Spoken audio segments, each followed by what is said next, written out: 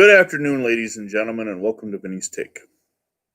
Today I'm going to, first of all, wish everybody a happy 4th of July.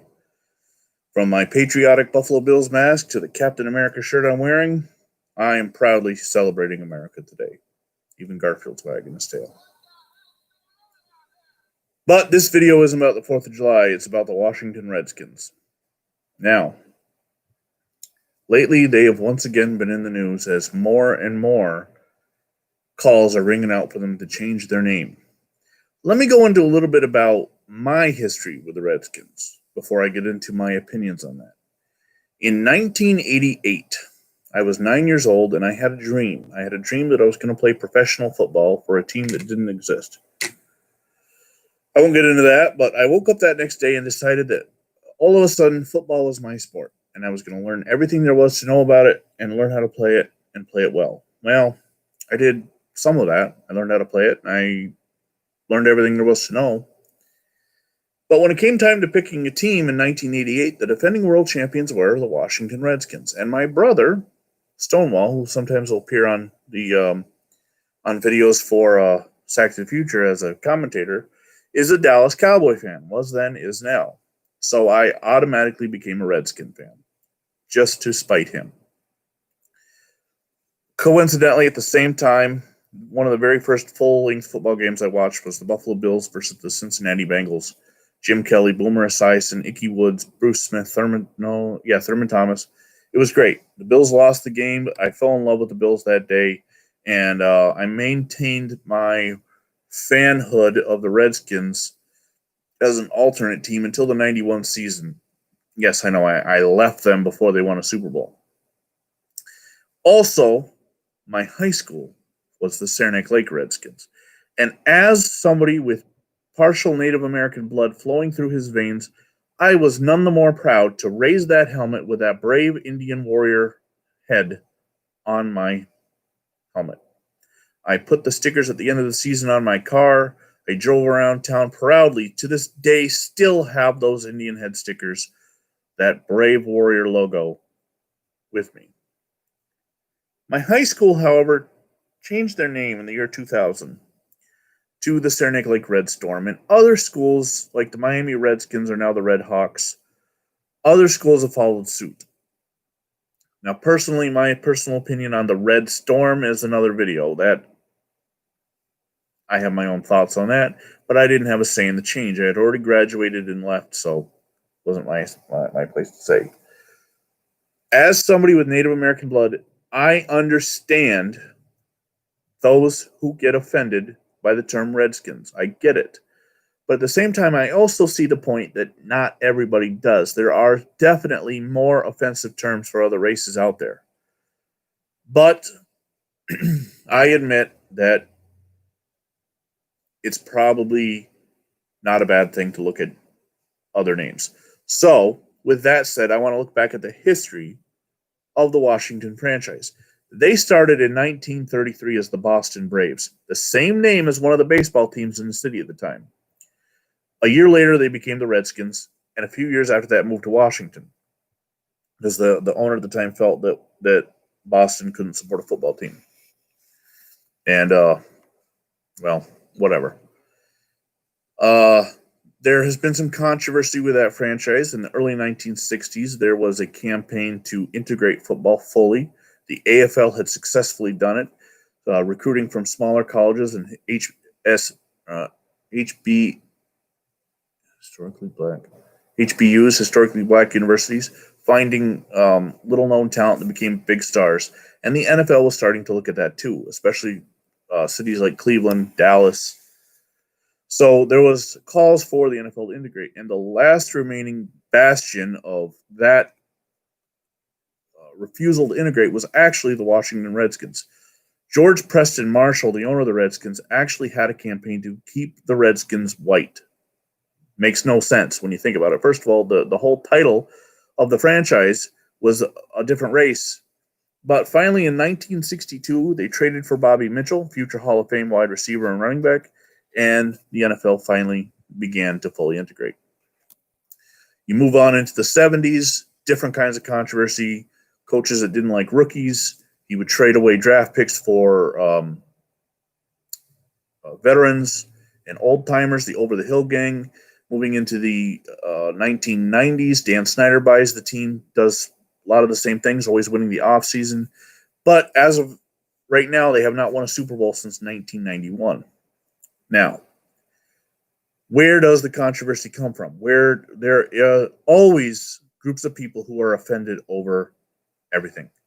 Every little thing, every big thing, every small, every major, every minor, people will get offended by it because that's the society we live in today. People love to get offended. They get offended if they're not offended. So as we are going around the cancel culture right now, pulling episodes off Hulu where the Golden Girls are wearing mud masks because it's offensive, and pulling half of South Park's catalog because, well, let's face it, they tried to offend people. Once again, there are calls for various sports teams to change their names. The Washington Redskins being front and center. FedEx, who owns the naming right for FedEx Stadium in Landover, Maryland until 2026, has asked the franchise to change its names.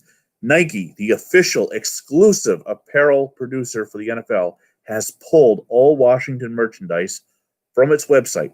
So now the Redskins can't even make merchandise money. Dan Snyder, who in the past has stated vehemently that he is not going to change the name, has come out yesterday and said they're looking at it. So where do we go from here? Do we go like Arkansas State when they dropped the Indians name and became the Red Hawks? Or Saranac Lake, or Miami of Ohio became the Red Hawks. I'm sorry, Arkansas State, the Red Wolves. Saranac Lake becoming the Red Storm. St. John's University becoming the Red Storm. Do we keep something with the name Red in it? Do you go like the semi-pro team up in Watertown, the Red and Black, or the Ottawa Canadian team, the Red Blacks? Do you do something like that? Or do you do something where you keep the Native American theme with a less offensive name? And that's where I say you look back at the Redskin history, the Washington history, and go back to the Braves. I know there's a baseball team called the Braves, but they have different logos, they have different fonts, they have all, even the colors are different. The red in Atlanta is more like this, while the red in Washington is a burgundy. The Redskins then can become the Washington Braves. They can keep their almost everything except that one logo of the R. You just change it to a B, same font, and you drop all the title Redskins from everything. It becomes the Braves. But where do we stop? Where does this stop? We successfully get the Redskins changed. The next team, they've already started looking at it, is the Cleveland Indians. Again, Indian is a term that some people find offensive because basically what Indians is Christopher Columbus, when he sailed west, thought he discovered the Indies. What he actually discovered was the Caribbean island area. And the people, the indigenous people of that territory, he automatically thought were Indians, and that was wrong. There is now a breakdown of Native Indians, West Indians, whatever. So does Cleveland change their name? Do they drop the Chief Wahoo logo, which is a caricature and a cartoon, and people get offended over cartoons now. Elmer Fudd can't carry a gun. So do the Cleveland Indians change the name? If that happens, well, what else? Kansas City Chiefs. I don't know one Native American that would find the term chief offensive. And chief is not just used in Native American culture. It's used in law enforcement, which, well, people find offensive because they're snowflakes. It is used in fire departments. It is used in, Spider-Man. He always called J. Jonah Jameson chief. No, maybe that was Superman, what they called yeah. Anyway, you get what I'm saying. The Atlanta Braves. Then, all right, so we attack all the Native American cultures unless, like, Florida State, where they had Seminole Nation approval. Do you start going after? I am from the North. I've always said we live north of Toronto, New York. I personally find the term Yankees offensive, and it has nothing to do with being for the. I just find the New York Yankees offensive. So, in my opinion, well, maybe they ought to change their name too. You see how ridiculous that sounds? I don't actually want the Yankees to change their name. Red Sox-Yankees rivalry is one of the best in baseball, and I couldn't imagine it being Red Sox versus whatever, the New York City, the Bomber. Well, I guess that would be termed offensive by some too. But where do we stop? Where do we stop with names? Are we going to worry about offending animals and you can't have the wolves, the timber wolves, or the bulls, or the bears? Or are you going to offend them? You see how ridiculous this is? Now, again, just to recap, I am not against Washington changing their name, but I think they should honor their tradition and stick with something in their past, and that being the Braves.